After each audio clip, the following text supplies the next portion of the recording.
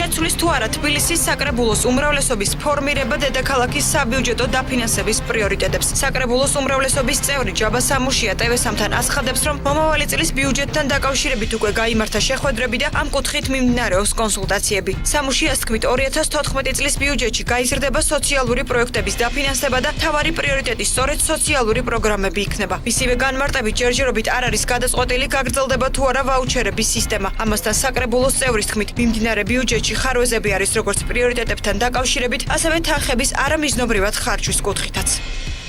აღარ გაგრძელდება ბიუჯეტის ისეთი ფლანგვა, როგორც იყო ნაციონალური მოძრაობის პერიოდში და ის თანხები, რომელიც მანამდე მიდიოდა იგივე ნაციონალური მოძრაობის პარტიული აქტივის დასაფინანსებლად თუ პარტიული უჯრედების შესანახად, ბუნებრივია ეს თანხები წავა ჩვენი მოსახლეობის კეთილდღეობისათვის. ის შეთანხმებული ვართ, რომ მომავალი წლის თბილისის ბიუჯეტში სოციალური პროექტებზე მნიშვნელოვანი თანხები წავა.